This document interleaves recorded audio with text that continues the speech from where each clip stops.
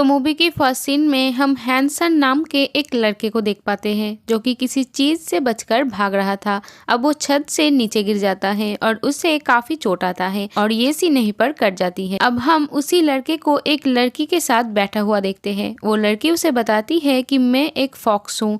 तभी कुछ लोग उस लड़के के पीछे भागने लगते हैं और वो एक वॉशरूम में पहुंच जाता है, लेकिन वहाँ भी कोई लड़का मौजूद था जो हैंसन के पीठ में मारता है और वो गिर जाता है और वो उसे अपने साथ एक जगह पर ले आते हैं।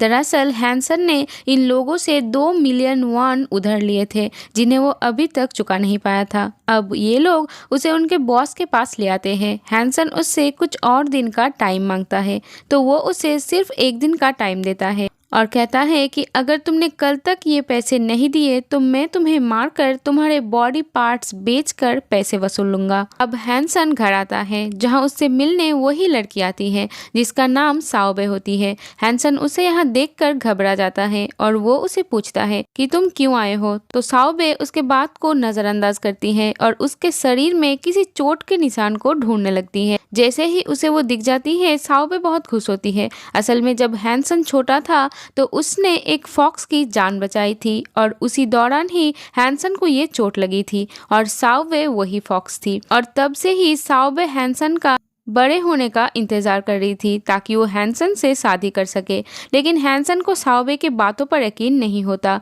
कि वो एक फॉक्स है, तो साओबे उसके सामने ही फॉक्स में बदलने का फैसला करती है। तो वो अब एक बड़े से फॉक्स में बदल जाती है। ये देखकर हैंसन बहुत ज़्यादा डर जाता है और वो उससे दूर भागने लगता है। ये देखकर फॉक्स को गुस्सा आता है और हैंसन के कपड़े वो फाड़ डालती है। तो हैंसन को लगता है कि वो उसे खाना चाहती है तो वो वहाँ से भागने की कोशिश करता है। और इसी बीच हमें एक लड़के को दिखाया जाता है जो टीवी पर न्यूज़ देख रहा होता है जो कि उसी फॉक्स के बारे में होता है और वो अपने सभी साथियों के पास जाता है और इस फॉक्स को पकड़ने का फैसला करता है। असल में इस आदमी का नाम होंग है और ये एक ऐसी डिटेक्टिव एजेंसी में काम करता था जिनका काम हाइब्रिड्स के दुनिया में रहकर ये देखना था कि वो नियमों का पालन कर रहा है या नहीं।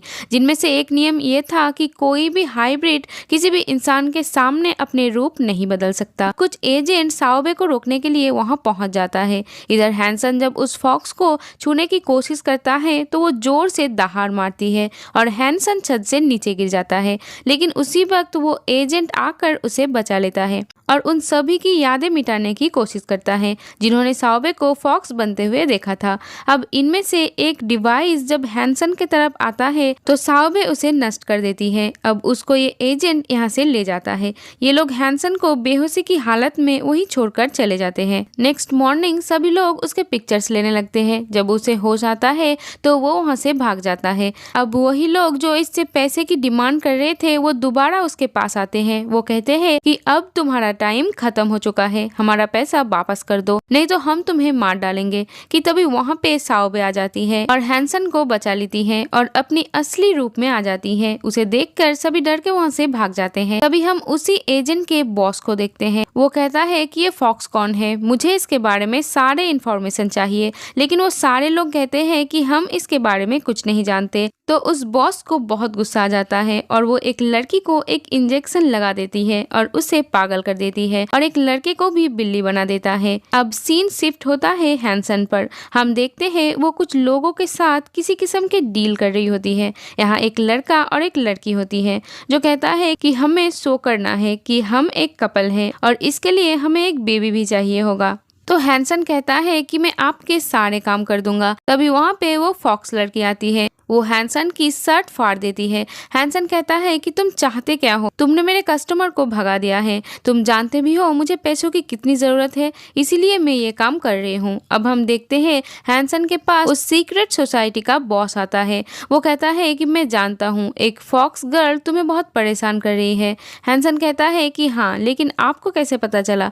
तो वो बॉस हैंसन को अपने बारे में सब कुछ बताता है। वो कहता है कि मेरे पास बहुत पावर है और मैं भी उस फॉक्स गर्ल को पकड़ना चाहता हूँ और मैं ये भी जानता हूँ कि तुम्हें पैसों की कितनी जरूरत है और इसमें मैं तुम्हारी हेल्प कर सकता हूँ। बस तुम एक इंजेक्शन उस फॉक्स गर्ल को लगा देना। मैं तुम्हें इतने ज्यादा पैसे दूंगा कि तुम्हारी जिंदगी ही बदल जाएगी। हैंसन कहता है कि मैं ऐसे कैसे किसी के गले में इंजेक्शन लगा दूं, मैं तो आपको जानता तक नहीं हूँ। लेकिन वो हैंसन को कुछ पैसे देता है और कहता है कि ये पैसे अपने पास रखो और मैं तुम्हें और भी बहुत ज्यादा पैसे दूंगा, बस मेरा काम हो जाना चाहिए। अब हैंसन एक मेले में जाता है जहाँ साओबे को ढूंढता है। वो देखता है कि वो कुछ सामान इकट्ठा कर रहा है नीचे से गिरा हुआ और उसको बेचकर जो पैसे अर्न करती है वो उसे हैंसन को दे देती है। वो कहती है कि मैं तुम्हें अब कभी नहीं छोड़ने वाली। हैंसन बहुत गुस्सा होता है तो साओबे वहाँ से एक जगह पे चली जाती है। यहाँ पर कुछ लोग गाना गा रहा होता है। वहाँ पे एक आदमी होता है जिसके पास बहुत पैसे होते हैं। साओबे से कहता है कि अगर तुम मुझे एक अच्छा सा गाना सुनाओ तो ये सारे पैसे तुम्हारे हो जाएंगे। लेकिन तभी वहाँ पे उस सीक्रेट सोसाइटी के बॉस आ जाता है।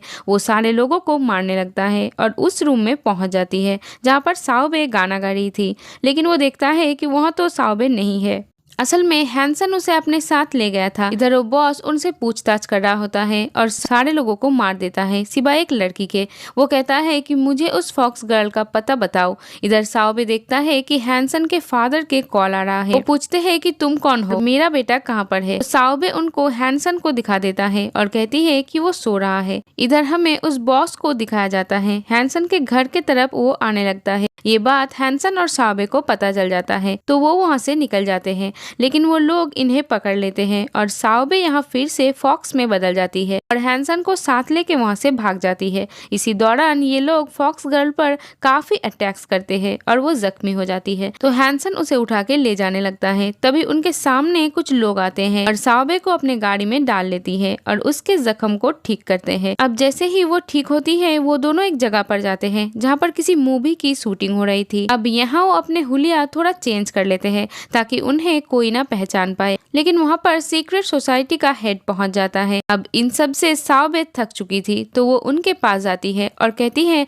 कि लगा दो मुझे इंजेक्शन और वो हेड उसे इंजेक्शन लगा देता है और ये सीन यही कट जाती है। और अब हमें 3 महीने बाद का सीन दिखाया जाता है जहाँ हम हैंसन को देख पाते हैं जो कि अपने फादर के साथ होते हैं। उसके फादर कहता है कि मैं जानता हूँ कि तुम क्यों उदास हो, क्योंकि तुम्हारे पास न पावर है न पैसा जिसे तुम उस फॉक्स गर्ल को वापस ले आ सको, लेकिन तुम जाओ और उसे वापस ले आओ। अब हैंसन उसी जगह पर जाता है जहाँ पर वो पहले रहा करता था। वहाँ होंग उसका इंतजार कर रहा था। वो कहता है कि उस हेड ने साओबे को एक खास तरह के जेल में कैद करके रखा है और उसे बहुत ज्यादा टॉर्चर भी करता है।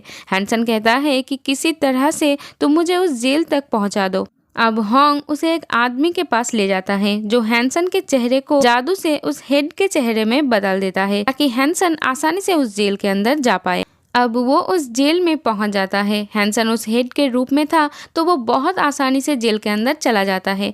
यहाँ साओबे की याददाश्त थोड़ी कमजोर हो गई थी। हैंसन जब उसे अपने बारे में याद दिलाने की कोशिश करता है तो साओबे को कुछ भी याद नहीं आता कि तभी यहाँ वो हेड आ जाता है। हैंसन जल्दी से साओबे को लेके जाने लगता है और यहाँ हैंसन का उस हेड से सामना हो जाता है। सब ये देखकर हैरान हो जाते हैं। असली हेड अपने पंख खोलकर दिखा देता है तो इससे ये साफ हो जाता है कि वो ही असली है। अब हैंसन साओबे के साथ भागने की कोशिश करता है लेकिन वहाँ के गार्ड्स उसे पकड़ लेता है। तभी कुछ कैदी यहाँ से निकलता है जो कि सुरंग के जरिए भागने की कोशिश कर रहे थे। अब गार्ड्स उनको पकड़ने लगते हैं। उनमें से एक कैदी वहां लगे लीवर को खींच देता है और इससे सभी कैदी आजाद हो जाते हैं। यहाँ भगदड़ मच जाती है। इधर साओबे हैंसन को नहीं पहचान पा रही थी। हैंसन उसे लेकर भाग नहीं पा रहा था। वो हेड उसे रोकने की कोशिश करता है तो होंग उसे नीचे खींचकर गिरा देता है। अब वो हेड साओबे को मारने जाता है जहाँ हैंसन उस चाकू के सामने आ जाता है और उससे घायल देखकर